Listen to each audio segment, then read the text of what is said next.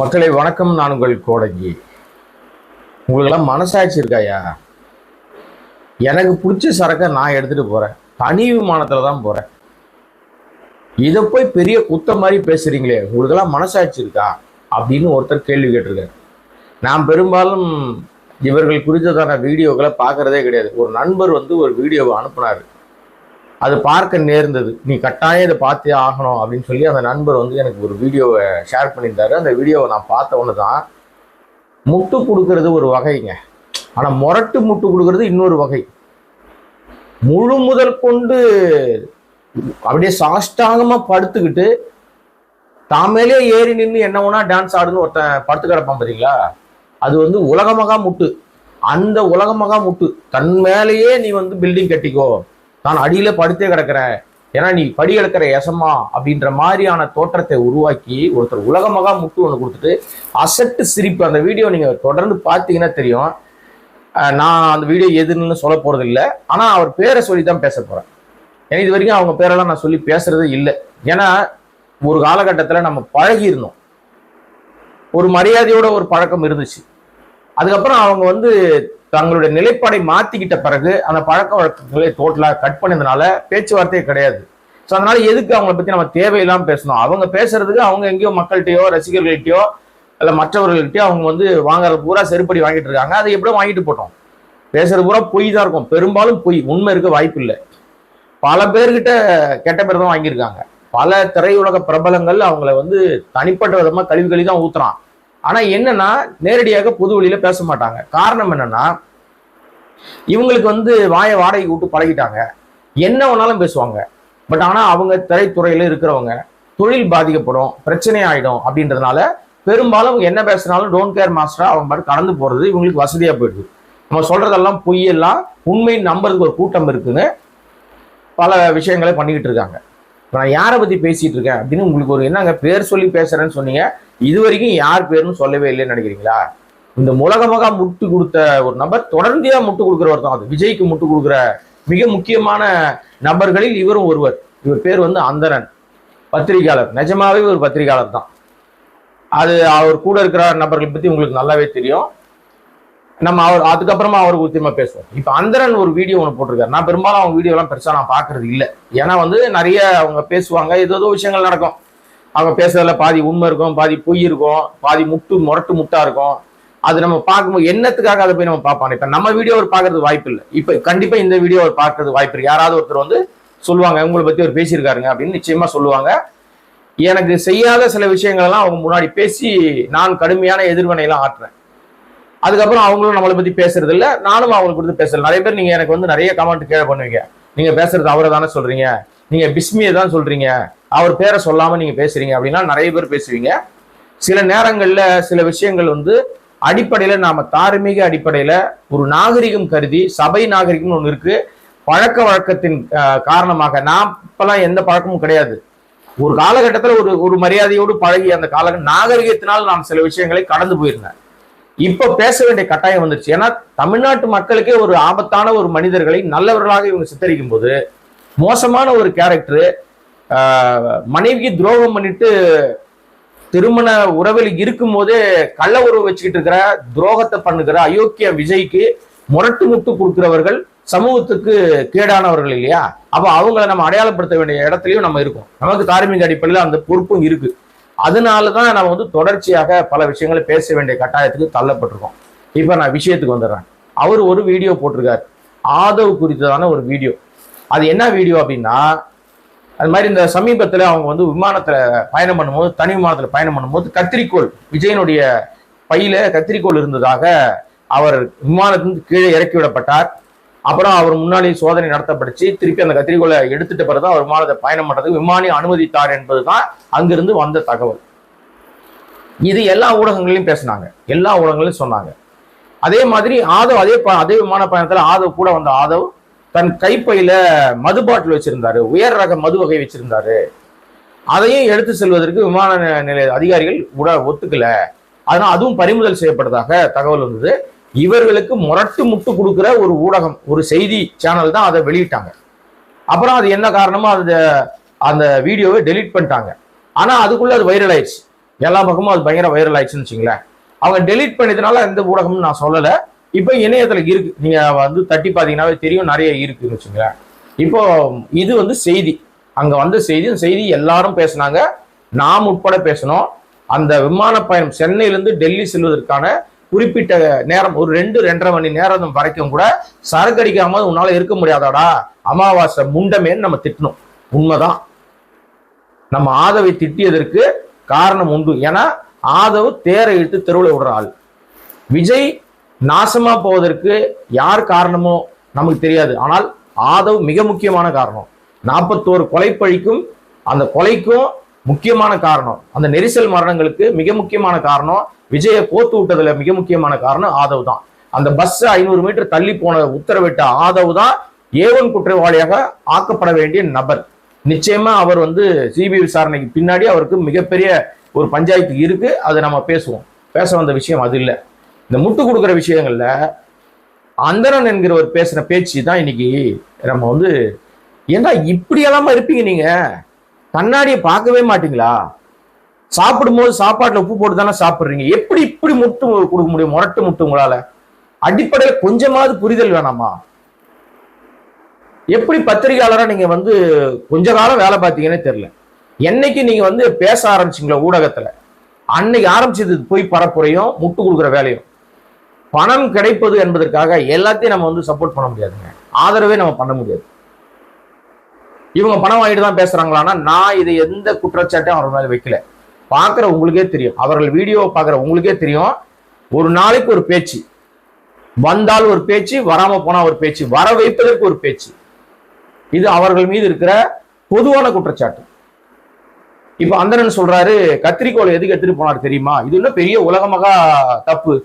அந்த கத்திரிக்கோளை எடுத்துட்டு போய் விமானியை குத்தி கீழ்ச்சி அதை வந்து அவரை சாகடிச்சுட்டு விமானத்தை கீழே மோதி தானும் செத்து போற திட்டத்துல அவர் வச்சிருந்தாரா அப்படின்லாம் பயங்கரமா பேசுறீங்களே, என்னடா பேசுறீங்க நீங்க அப்படின்ற ரேஞ்சுக்கு அந்த பேசின எல்லாரையுமே அவர் வந்து கடுமையா விமர்சித்து அதை யோக்கியப்படுத்துற விஷயமா சொல்றாரு. ஒரு விமான பயணத்துல பலமுறை விமான பயணம் மேற்கொள்ளுகிறவர் தான் அந்த அந்த அந்த ஒட்டுமொத்த டீமே. எங்க போனாலும் போவாங்க விமானத்துல, பலமுறை விமான பயணம் இருக்கு அவங்களுக்கு. இப்ப முட்டு கொடுக்குறாருல இவர் வந்து ஏதாவது ஒரு விமான பயணத்துல கத்திரிக்கோளோடு போனா அனுமதிப்பார்களா அனுமதிக்க மாட்டார்களான்னு அவரையே கேளுங்க. நீங்க விமான பயணம் நிறைய பண்ணிருப்பீங்க, பார்க்கிற பார்வையாளர்கள் பல பேர் விமான பயணம் பண்ணிருப்பீங்க. நீங்க ஹேண்ட் லக்கேஜ்ல எடுத்துட்டு போகக்கூடிய தகவல்கள் என்னென்ன பொருளை எடுத்துட்டு போகலாம் அப்படின்னு ரெகுலரா விமான பயணம் பண்றவங்களுக்கு தெரியும். புதுசா முதல் முறையாக இல்ல 2வது முறையா போறவங்களுக்கு சில நேரங்கள்ல அவங்களுக்கு தெரியாமே அவங்க அறியாமலே சில பொருட்களை எடுத்துட்டு வந்துருவாங்க. அது அங்க இமிகிரேஷன் செக்அப்ல நீங்க ஸ்கேன் பண்ண பேக்கை கொடுக்கும் போதே அவங்க கண்டுபிடிச்சிருவாங்க, தனியா வந்துடும். அந்த அந்த ட்ராலி போகும்போதே தெரியும் உங்களுக்கு. நீங்க போகும்போது நேரடியாக உங்ககிட்ட வந்துருச்சுன்னா அதுல எதுவும் இல்லை, சிக்கல் எல்லாம் வந்துச்சு, நீங்க பேக் எடுத்துட்டு செக்இன் முடிஞ்சு போச்சு போயிடலாம். நீங்க அது இன்னொரு பகுதிக்கு ஒதுங்கும். அந்த பேக் ஒதுங்குச்சுன்னா அங்க 2 பேர் ஆபீசர் நிப்பாங்க. அங்க எல்லாருமே வந்து இருக்கிற எல்லாரும் ஹிந்தியில தான் பேசுவான், தமிழ் தெரிஞ்சா கூட பேச மாட்டான், இங்கிலீஷ் தெரிஞ்சா கூட பேச மாட்டான். அங்க வந்து பைய திறந்து காட்டு, உள்ள என்ன இருக்கு எல்லாத்தையும் எடுன்னு கலைச்சி போட்டு மொத்தமா நம்மளை காலி பண்ணிடுவாங்க. அங்க எதுவுமே இருக்காது. ஏதோ ஒரு சின்ன விஷயம் நம்மளுக்கு தெரியாம ஏதோ ஒரு விஷயம் வச்சிருந்தோம் அப்படின்னா உடனடியாக அதை எடுத்து போட்டுருவாங்க. இல்ல அதற்கு காரணம் சொல்லணும், பல இம்சைகள் இருக்கும், பல மணி நேரத்துக்கு அப்புறம் நம்மளை அனுப்பி விடுவாங்க. இதெல்லாம் அங்க நடைமுறையில விமான பயணத்தின் போது இருக்கிற பிரச்சனைகள் தான். இப்ப இவரு கத்திரிக்கோளை எடுத்துட்டு போறாருன்னா அதற்கு ஒரு எப்படி முட்டு கொடுக்குறாருன்னா தெரியும், அவருக்கு விமான பயணத்துல கத்திரிக்கோளை அனுமதிக்க மாட்டாங்கன்னு தெரியும். ஆனா எவனோ ஜோசியர் சொல்லியிருப்பானா நீ இதை எடுத்துட்டு போனா உனக்கு நீ போற காரியம் சக்சஸ். எதுக்கு போற நீ? எதுக்கு போகும்போது எடுத்துட்டு போன கத்திரிக்கோளை? 41 பேரை செத்த கேஸுக்கு விசாரணை கூப்பிட்டுருக்காங்க. உங்களை சந்தேகம், சஸ்பெக்ட். நீ 41 பேர் உயிர் பலிக்கு நீ தான் காரணம். நாளைக்கு என்ன வேணா நடவடிக்கை நடக்கலாம், உன்னை கைது பண்ணி ஜெயில வைக்கலாம், கொலைக்கேஸ் உங்க மேல விழலாம். அப்படி விஜய் மீது தலைக்கு மேல கத்தி இருக்குது. அப்படி இருக்கும்போது இவர் கத்திரிக்கோளை ஜோசியர் சொன்னானா, எவனோ ஒரு ஜோசியர், அதை நம்பி இவர் வந்து எடுத்துன்னு போனாராம். அதை ஏண்டா இது ஒரு பெரிய விஷயமாடா, ஏதோ கத்தி எடுத்துட்டு போய் குத்தி கிழிக்கிற மாதிரியே நீங்க பில்டப் பண்றீங்களாடான்னு மகா முரட்டு முட்டு கொடுத்துருக்காரு. இது சாத்தியப்பட, அதுவும் சிரிச்சுக்கிட்ட அசட்டு சிரிப்புங்க, கேவலமான சிரிப்பு. அதை பார்க்கும் போதே தெரியுது இயல்பா ஒரு மனுஷன் சிரிக்கிறதுக்கும் கடமைக்கு சிரிக்கிறதுக்கும் வித்தியாசம் இருக்கும்.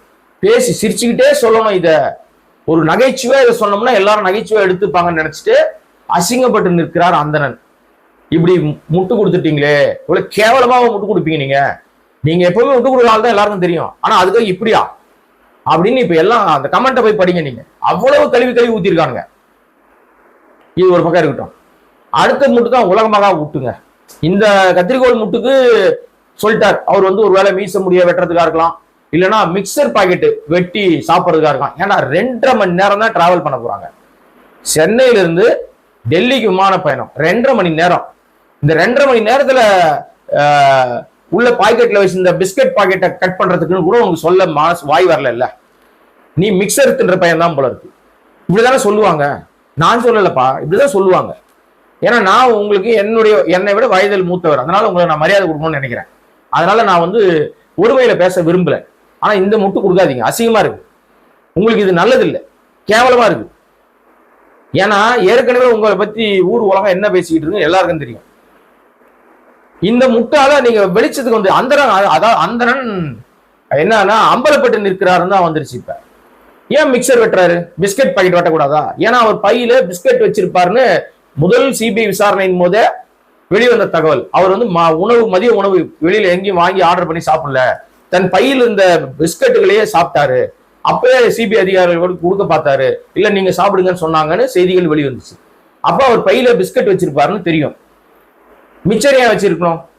Side dish. அது சரக்கு அடிக்கிறதுக்கு சைட் டிஷ் வச்சிருந்தாருன்னு கோத்து விடுறீங்களா? தானே அவர் வச்சிருந்தது மிக்சரு, அதை கட் பண்ணதான் அவர் எடுத்துட்டு போனாரு. ஒண்ணு ஜோசியர் சொல்லியிருப்பாரா, எடுத்துட்டு போயிருப்பாராம். இன்னொரு முட்டு என்னன்னா, அவர் முடி வெட்டுறதுக்கு, மீச முடிய வெட்டுறதுக்கு, ஏங்க அவர் எப்படிங்க, அவருக்கு ஒரு முடிக்கும் பெயிண்ட் அடிக்க ஆள் இருக்கு, அவ்வளவு பெரிய வசதிக்காரர், அப்புறம் என்ன ஆடி புடுங்கிறதுக்கு சிசர் எடுத்து போனார் அப்படின்னு ஒரு கேள்வி ஆட்டோமேட்டிக்கா இயல்பாகவே வரும். இதற்கு இவர் மிக்சர் வெட்டுறதுக்குன்னு சொல்லி இவரே அவர் வந்து விஜய் ஒரு குடிகாரர், சதா குடிபோதையிலே இருப்பாரு, அவர் சைட் டிஷ் இல்லாம குடிக்க மாட்டாரு, சைட் டிஷ் வேணும் அவருக்கு, அதற்காக மிக்சர் பாக்கெட்டை கட் பண்ண கத்திரி வச்சிருந்தார்ன்ற தகவலை மிக எளிமையாக மிக்சர் பாக்கெட் வெட்டுவதற்காக விஜய் கத்திரி வச்சிருந்தார்னு அந்தணன், தன்னை ஒரு ஊடகத்தை சேர்ந்தவர்னு சொல்லிக்கிற, தான் பேசுகிற பேச்செல்லாம் ரொம்ப அப்படியே நேர்மையான பேச்சுன்னு சொல்லிக்கிற ஒரு நபர் சொல்லியிருக்கார். பொது வழியில சொல்லியிருக்காரு, அசட்டு சிரிப்போடு சொல்லியிருக்காரு. சிஸ்டருக்கு இப்படி முட்டு கொடுத்துட்டாரா? அடுத்தது கொடுத்தது முட்டு தான் உலகமாக மிகப்பெரிய உருட்டு. என்ன உருட்டுனா, முட்டு உருட்டை விட முட்டு என்னன்னா, வந்து யாரு ஆதவ், யாரு ஆதவ் வந்து ஒரு ஒரு அவருக்கு விருப்பமான, அவருக்கு பிடிச்ச ஒரு மது வகையை எடுத்துட்டு போறாரு. இதுல என்னையா பெரிய விஷயம் இருக்கு? ஏதோ பெரிய தப்பு நடந்துட்ட மாதிரி, உலகத்தையே அப்படியே இது பண்ணிட்ட மாதிரி நீங்க வந்து பேசுறீங்களா? உங்களுக்கு எல்லாம் மனசாட்சி இருக்கா? அவருக்கு பிடித்தமான ஒரு மது வகையை அவர் எடுத்துட்டு போறாரு. அவர் போறது தனி வகை, 50 லட்ச ரூபா செலவு பண்ணி தனி விமானம் எடுத்திருக்காரு. தனி விமானத்துல அவர் எடுத்துட்டு போறதுல என்ன தப்பு இருக்கு? உங்களுக்கு தெரியுமா, விமான பயணத்துல வெளியில பிரச்சனை பண்ணுவாங்க, ஆனா உள்ளே சரக்கு விற்பாங்க. நீங்க 90% சரக்கு வித்து மக்கள் எல்லாம் வந்து பண்ணிட்டீங்கன்னு திமுக போற போக்குல ஒரு ஒட்டு விடுறாரு. திமுக மட்டும் மதுவை விக்குது, அதிமுக விக்கலையா? மதுக்கடை அவங்க சொல்ல, டாஸ்மாக்னு உருவாக்குனது யாரு? தனியார் வசம் இருந்த மது ஆலைகள், மதுக்கடைகளை மொத்தமாக அரசாங்கத்தின் கட்டுப்பாடுல கையகப்படுத்தியது வந்து ஜெயலலிதா. அதுக்கப்புறம் அதை தொடர்ச்சியா இவங்க வந்து பண்ணிட்டு இருக்காங்க. இப்ப அதுக்கு வந்து ஒரு போற போக்குல திமுக மீது ஒரு குத்து விடணும்ட்டு நீங்க தானே 90% மக்களை குடிகாரன் ஆகிட்டீங்க. ஏதோ ஆதவ் பெரிய குடிகார மாதிரியும், அவருக்கு பிடிக்குது மது, எடுத்துட்டு போறாரு. அப்ப ஆதவ் எடுத்துட்டு போனது மது வகைதான்னு ஒத்துக்கிட்டார், ஆதவ கோத்து விட்டார். அதுக்கு ஒரு முட்டை எவன் கொடுக்குறான்னா சென்ட் பாட்டில் எடுத்து போனாருங்க, அதை போய் மது வகைன்னு சொல்லிட்டாங்க. அப்படிலாம் மது வகையெல்லாம் எடுத்துட்டு போலன்னு நிர்மல்குமார் ஒரு அறிக்கை விட்டார். அப்படிலாம் அது அந்த விமான பயணத்துல அப்படி எந்த சம்பவம் நடக்கலன்னு நிர்மல்குமார் அறிக்கை விட்டார். கூடவே இருக்கிறவர் தான் அவரு. ஆனா நிர்மல்குமார் இல்லைன்னு அறிக்கை விட்டவர் இவர் ஆமா அவர் மது வகை தான் எடுத்துட்டு போனாரு, அவருக்கு விருப்பம் இல்லையா, அவர் எடுத்துட்டு போற உரிமை இல்லையா? நீங்க விமான பயணத்திலேயே உள்ளே விற்கிறானே, அதை எடுத்துட்டு போறதுக்கு அனுமதிக்கிறாங்களே, என்னடா லாஜிக்கு அப்படின்னு ஒரு பொய்ய சொல்லியிருக்காரு. அந்தணன் சொன்னது பச்சை பொய். விமான பயணத்துல நாம் மது வகையை எடுத்துக்கிட்டு போறது அனுமதிக்கவே மாட்டாங்க, எந்த விமானத்துல ஏத்த மாட்டாங்க. ஆதாரம் காட்ட முடியுமா அவரால்? அப்படி எந்த விமானத்தில், அது வந்து டொமஸ்டிக் விமானமா இருந்தாலும் சரி, இன்டர்நேஷனல் விமானங்களா இருந்தாலும் சரி, டொமஸ்டிக் விமானத்துல மது வகை கூட பரிமாறப்படாது. உள்ள சீட்டுக்குள்ள போய் நீங்க உட்கார்ந்தீங்கன்னா கூட மது வகை பரிமாறப்படாது. ஆனா இன்டர்நேஷனல் விமானங்கள்ல மது வகை பரிமாறப்படும். ஆனா நீங்க கேட்டீங்கன்னா அவங்க கிளாஸ்ல கொண்டாந்து கொடுப்பாங்க. நம்ம குடிக்கிற பழக்கம் அதனால அதை பத்தி நமக்கு ஒன்றும் பெருசா தெரியாது. ஆனால் நம்மளோட பயணம் பண்றவங்க குடிச்சிருக்காங்க. அதை நம்ம பார்த்துருக்குறோம் விமான பயணங்கள்ல, சர்வதேச விமான பயணங்கள்லயும் வெளிநாடுகள் போகும்போதும் பார்த்துருக்குறோம். அது நம்ம வந்து இயல்பாகவே அங்க கிடைக்கும். நீங்க கேட்டா கொடுப்பாங்க, குடிக்கலாம். பாட்டிலா வாங்கிட்டுலாம் வர முடியாது. எங்க பாட்டில் வாங்கிட்டு வரலாம்னு ஒரு விஷயம் இருக்கு. ஆனால் இவர் சொல்ற மாதிரி தனி விமானம் அவருக்கு வாங்கிட்டு போக உரிமை இல்லையா? 50 லட்சம் கட்டியிருக்காரு, அவருக்கு பிடிச்சமான சரக்கை வாங்கிட்டு போறாரு, அது உங்களுக்கு பொறுக்கலையா? மனசாட்சி இல்லாம பேசுறீங்களேன்னு எதை பேசணும்னு தெரியாமையே இவ்வளவு கீழ்த்தரமா இவ்வளவு கேவலமாவா இறங்கி போவீங்க? ஏன் அவன் என்னங்க அப்படி பெருசா உங்களுக்கு கொடுத்துட்டான்? என்ன சப்போர்ட் பண்ணிட்டான்? எவ்வளவு பணம் கொடுத்துட்டான்? இந்த கேவலமான கீழ்த்தரமான முட்டு கொடுத்துருக்கீங்க. எப்படி உங்க வீட்டுல எல்லாம் ஒத்துக்கிறாங்க? இதை இவ்வளவு கேவலமா பேசுறீங்களே, அதெல்லாம் அவங்க கேட்க மாட்டாங்களா எதுவுமே? அடிப்படையில இந்த சமூகத்தை, இளைஞர் சமூகத்தை சீரழிக்கிற ஒரு வேலையை விஜயும் இந்த தாவேக்கா தற்குறி கும்பலும் பண்ணிட்டு இருக்காங்க. அவங்களுக்கு முட்டு கொடுக்கறதே தப்பு. இவ்வளவு முரட்டு முட்டு கொடுக்கறது எவ்வளவு அயோக்கியத்தனம் இல்லையா? அது எந்த முகத்தை வச்சு வெளியில நடமாடுவீங்க? நீங்க காரி துப்ப மாட்டாங்களா? உங்களுக்கு தான் அதெல்லாம் எதுவுமே கிடையாது, என்ன பேசினாலும் நீங்க தான் தொடச்சு கொடுக்குற கேரக்டர் ஆச்சு. சோ அந்த மது வகையை எடுத்துட்டு போனான்னு சொன்னார் பாருங்களா, அது பச்சை பொய்யுங்க. மது வகையை எடுத்துட்டு போறதுக்கு விமானத்துல அனுமதிக்கவே மாட்டார்கள். பாட்டில் எடுத்து போய் குத்தி கொலை பண்ணிடுவாங்கன்ட்டு வெளியே இருந்து விட மாட்டானுங்களா, உள்ள இருந்து வாங்கிட்டு போலாம். என்னடா லாஜிக்னு கேட்கிறாரு இல்லையா? அப்படி இல்லைங்க, அது பூரா பொய். எங்க நீங்க வந்து விமான நிலையத்துல விற்கிற மது வகைகளை வாங்கிட்டு வர முடியும்னா, உங்களுடைய சர்வதேச விமான பயணம் முடிந்து அல்லது சாதாரண டொமஸ்டிக் பயணம் முடிந்து நீங்க வரீங்க இல்லையா, வெளியில விமானத்திலிருந்து வெளியில வந்து வெளியேறும் போது, நீங்க வீட்டுக்கு போகும்போது அங்கே பல கடைகள் இருக்கும், எல்லா கடைகளும் இருக்கும். நம்ம ஊர்ல வெளியில 10 ரூபாய்க்கு கிடைக்கிற பொருள் அங்க 100 ரூபாய்க்கு விற்பான். நீங்க ஒரு காஃபி இங்க குடிச்சீங்கன்னா 10 ரூபா 5 ரூபாய் காஃபி குடிப்பீங்க. அங்க போனீங்கன்னா உங்களுக்கு அது வந்து 55 ரூபா 60 ரூபாய் 100 ரூபான்னு காஃபி போக்கும் ஓடுவான். சோ அந்த மாதிரி வந்து விலை அதிகமாக அங்க விற்கப்படும். எல்லா பொருட்களுடைய விலையும் நீங்க ரோட்டு கடையில, இந்த தெருவோர கடைகள்ல விற்கிற பொருட்கள் மாதிரியே பல பொருட்கள் அங்க இருக்கும். அதெல்லாம் வந்து விண்ணை முட்டிகிற விலைக்கு இருக்கும். அங்க டியூட்டி ஃப்ரீ ஷாப் ஒன்று இருக்கும். சரக்கு உங்களுக்கு விருப்பமான சரக்கை நீங்க வாங்கிக்கலாம். அது போகும்போதே கலரா அடிக்க வச்சிருப்பான், வேடிக்கை பார்க்கலாம். நீங்க காசு கொடுத்தா கொடுப்பான், வாங்கிட்டு நீங்க வெளியே வரலாம். விமானத்து பயணத்துக்கு போக முடியாது. இங்கதான் மக்கள்கிட்ட பொய்யான தகவலை அந்தணன் வந்து பொய்ய சொல்லியிருக்காரு. இது பூரா பொய் சொல்ற கேஸ் தானே. எல்லா பிரச்சனைக்கும் பொய் தான் பேசுவாங்க. இதுலயும் பெரிய பச்சை பொய் சொல்லியிருக்காரு. தனி விமானமாக இருந்தாலும் சரி, அது பயணிகள் விமானமா இருந்தாலும் சரி, இன்டர்நேஷனல் விமானமா இருந்தாலும், டொமஸ்டிக் விமானமா இருந்தாலும், நீ உங்களுடைய ஹேண்ட் லக்கேஜ்ல சரக்கு பாட்டிலை கொண்டு செல்வதற்கு அனுமதி இல்லை, அனுமதிக்க மாட்டார்கள். இல்ல அனுமதிப்பாங்க, நான் போயிருக்கிறேன் அப்படின்னா ஆதாரத்தை அந்தரன் வெளியே போடணும், இல்லைன்னா பூரா பொய் என்பதை ஒத்துக்கணும். இன்னொன்னு, அவர் இப்ப நம்ம சொல்லும் போது நாங்க காசு வாங்கினது இவர் பார்த்தாரா, தேவையில்லாம பேச்சு பேசுறாருன்னு அடுத்த பஞ்சாயத்துக்கு வருவாங்க. நான் என்னுடைய வருமானம் இருக்குல்ல, கோடங்கி ஆகிய என்னுடைய வருமானத்தை நான் டே 1ல ஆரம்பிச்சு இன்னைக்கு வரைக்கும் போட முடியும். அந்தரன் வெளியே போடுவாரா? அவருக்கு வருகிற என்ன வருது அப்படின்றத வெளிப்படையாக சொல்லுவாரா? சொல்ல மாட்டாங்க. ஏன்னா அங்கதான் மாட்டுவாங்க. வருமானத்துக்கு அதிகமா அவங்க எதனா வாங்கிட்டு போட்டோம், என்ன வேணா சாப்பிட்டு போட்டோம், என்ன வேணா அவங்க பண்ணிட்டு போட்டோம். அது நமக்கு அது எந்த விதத்திலையும் நமக்கு அவர்கள் மீது அந்த எண்ணமே கிடையாது. ஏதோ விதத்துல அவங்க யாரையோ திருப்திப்படுத்தி தங்க உடம்ப வளர்த்துக்கிறாங்க, அது பிரச்சனை கிடையாது. ஆனா பொய்ய சொல்லாதீங்க மக்கள்கிட்ட கொஞ்சமாவது தார்மீக அடிப்படை உண்மை பேச கத்துங்க. இந்த மோசமான செய்கைக்கு அந்த 2.5 மணி நேரம் கூட குடிக்காம இருக்க முடியாதா? உங்களுடைய கருத்துக்கே வரங்க. உங்க பாணியிலே நீங்க எடுத்துட்டு போற அனுமதியே இருக்குன்னு கூட வச்சுங்க. கிடையாது, பொய்யது. நீங்க எடுத்துட்டு போகணும்னு நினைக்கிறீங்கன்னு வச்சுங்களேன், சென்னையிலிருந்து டெல்லி செல்வதற்கு 1.5 மணி நேரம், கூட 1 மணி நேரம் வச்சுங்க, இல்ல இன்னும் ஒரு அரை மணி நேரம் வச்சுங்க, 3 மணி நேரம். இந்த 3 மணி நேரத்தில் கூட உங்களால் சரக்கு அடிக்காம இருக்க முடியாதா அப்படின்ற கேள்விக்கு அந்தரன் பதில் சொல்வாரா, இல்ல கொண்டு போன ஆதவ் பதில் சொல்வாரா? அப்ப நீங்க யார்? நீங்கன்னா செயின் ஸ்மோக்கர்னு சொல்லுவாங்க தெரியுமா, தொடர்ந்து சிகரெட் பிடிச்சிட்டே இருக்கிறவங்கள அப்படிதான் சொல்லுவாங்க. அந்த மாதிரி இவங்க வந்து செயின் ஸ்மோக்கர்னு சொல்ல முடியாது, செயின் ட்ரிங்கர்னு சொல்லிக்கலாம். சரக்கு அடிக்கிறவங்க எப்ப பார்த்தாலும் அடிச்சுட்டே இருப்பாங்க, அரை மணி நேரத்துக்கு ஒரு வாட்டி சரக்கை போட்டுக்கிட்டே இருக்கணும். ரஞ்சனா நாச்சியார்னு சொல்லிட்டு ஒருத்தவங்க தாவேக்கால தான் இருக்காங்க. அவங்க ஒரு தகவலை சொன்னதா இன்னைக்கு வந்து ஒரு நிறைய இடங்கள்ல சோசியல் மீடியா வந்துட்டு இருக்கு. விஜய் வந்து தொடர்ச்சியாக அவர் வந்து மது வகை பயன்படுத்துவாரு, அப்புறம் இன்னொரு வாய்க்குள்ள வைக்கிற போதை வஸ்துவை வந்து அவர் பயன்படுத்துவார்னு அவங்க ஒரு குற்றம் சாட்டியிருக்காங்க. இதற்கெல்லாம் விஜய் தரப்போ இல்ல ஆதவ் தரப்போ அல்லது ஸ்பெஷல் முட்டு கொடுக்குற இந்த அந்தரன் தரப்பு கூட பதில் சொல்லுவாங்களா? சொல்ல மாட்டாங்க. ஏன்னா வர வர மாசம் என்ன வருதோ அது நின்று போயிடும், பிரச்சனையாயிடும். ஸோ அந்தணன் இவ்வளவு சீப்பாக இறங்கி போய் இது கேவலமான ஒரு விஷயத்துக்கு எப்படி சிரிச்சுக்கிட்டே பதில் சொல்றாரு அப்படின்றதான் தெரியல. இதுக்கு 2 நாள் எங்கேயோ வெளியே போயிட்டாராம், பர்சனல் பேச முடியலையா. இந்த 2 நாள் வெயிட் பண்ணது எதுக்குன்னு கீழே கமெண்ட்ல பல பேர் என்ன போட்டிருக்காங்கன்னா, அந்த கமெண்ட்டை நான் போய் படிச்சேன். நான் பெரும்பாலும் வீடியோ பாக்குறது இல்லைங்க, ஆனா இதற்காக படிச்சேன் போயிட்டு. அதுல பல பேர் என்ன கிரெடிட் ஆயிடுச்சா, வந்துருச்சா, தொகை வந்துருச்சா அப்படின்னு கேட்டிருக்காங்க. நாம கேட்கல, அவருடைய பார்வையாளராக இருக்கிற பல பேரும் அந்த கேள்விதான் கேட்டிருக்காங்க.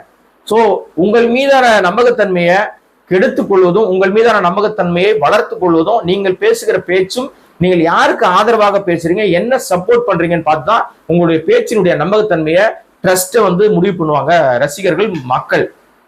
பட் இவர்கள் ஏற்கனவே பல விஷயங்கள்ல அம்பலப்பட்டு தான் நிக்கிறாங்க. பொய் பரப்புகிறவர்கள் சொல்லுவீங்கல்ல, இப்ப எல்லாருமே நிறைய பேர் பேசுவீங்க, நீங்க அந்த பேரே சொல்ல மாட்டேங்கிறீங்க, இந்த பேரே சொல்ல. இப்ப நான் வந்து தெளிவாக அந்தணன் பேசிய பேச்சு பொய்யான தகவல், அதுல உண்மை இல்லை. அப்படிதான் விமானத்துல எந்த விதத்தையும் மது வகை நாம் கொண்டு செல்வதற்கு அனுமதி இல்லை. அனுமதி இருக்குன்னு ஆதாரத்தை அவர் காமிச்சிட்டாருன்னா பகிரங்கமாகவே நான் பகிரங்க மன்னிப்பு கேட்கிறேன். நான் எனக்கு என்ன இருக்கு, ஏன்னா நான் சரக்கு அடிக்கிறவங்க கிடையாது, செஞ்ச தப்பு தப்புன்னு சொல்றோம். ஆனா இவங்கெல்லாம் அதெல்லாம் சொல்ல மாட்டாங்க. ஏன்னா இவங்க முட்டு கொடுத்தே பழக்கப்பட்டவர்கள், முரட்டு முட்டு கொடுத்தே பழக்கப்பட்டவர்கள், எதிர்த்து கேள்வி கேட்டு பழக்கம் இல்லாதவர்கள். இவங்க எதிர்த்து கேள்வி கேட்கறாங்கன்னா வர வேண்டியது வரலன்னு அர்த்தம். வந்துருச்சுன்னா அப்படியே உலகமகா உருட்டு பெல்ட் டம்னு அப்படியே ஆடுறாராமான்னு அடிச்சு குட்டிக்காரன் அடிக்கிறது தான் இவங்களுடைய வேலை. ஓகே, எனிவே இது வந்து பேச வேண்டிய விஷயம்ன்றதுனால பேசியிருக்கிறேன். இன்னும் இது போன்ற என்ன வந்தாலும் இனிமே நேரடி அட்டாக் தான், வேற வழியே கிடையாதுங்க. நானும் நாகரிகம் கருதி, சபை நகரம் கருதி பேர சொல்லக்கூடாது, பேசக்கூடாது, ஏதோ பண்ணிட்டு போறாங்க, நம்ம அமைதியா போறோம். ஆனா பொதுமக்கள்கிட்ட, குறிப்பா வந்து மக்கள்கிட்ட வந்து ஒரு தப்பான கேவல பிறவிய நல்லவனா அடையாளம் காட்டும் போது அது தப்புன்னு சொல்ல வேண்டிய இடத்துல நாம இருக்கோம். பேச வேண்டிய நேரத்தில் பேசாமல் இருப்பதும் தப்பு, பேசக்கூடாததை பேசினாலும் தப்புன்னு நினைக்கிறவன் நானு. அப்படிப்பட்ட வழியில வந்தவன் தான். அதனாலதான் இது தவறு, அந்தணன் சொன்ன கூற்று உண்மை அல்ல என்பதை மீண்டும் ஆணித்தரமா சொல்லணும்னு நினைக்கிறேன். வேற உங்களுக்கு ஏதாவது இதுல சந்தேகங்களோ அல்லது உங்ககிட்ட ஆதாரங்கள் இருந்தாலோ கமெண்ட்ல போடுங்க, நான் அதை தெரிஞ்சுக்கிறேன். எனக்கு தெரிந்த வகையில், எனக்கு தெரிந்த விமானத்துறையில எனக்கு தெரிந்த வகையில எனக்கு தெரிஞ்ச அந்த பயணங்கள்ல நான் பயணம் பண்ண வரையில இது மாதிரி டொமஸ்டிக் விமானங்கள்ல, இன்டர்நேஷனல் விமானங்கள்ல, எந்த தனிப்பட்ட விமான பயணங்களிலோ நீங்களோ நானோ நம்ம கைப்பையில, விமானத்துக்குள் எடுத்து செல்கிற கைப்பையில மது பாட்டிலை, மது வகைகளை எடுத்து செல்வதற்கு அனுமதி இல்லை. தண்ணி பாட்டிலே அலோவ் பண்ண மாட்டாங்க. இப்பதான் ஏதோ தண்ணி பாட்டில் ஏதோ வந்து அலோவ் பண்றாங்க. சில நேரங்கள்ல அவங்களுக்கு திடீர் சந்தேகம் வந்தா பாட்டில எடுத்துருவாங்க, ரிமூவ் பண்ணுவாங்க ஸ்கேனிங்ல. இதுதான் நிதர்சனமான உண்மை. வேறொரு சந்தர்ப்பத்துல வேறொரு வீடியோல சந்திக்கிறேன்.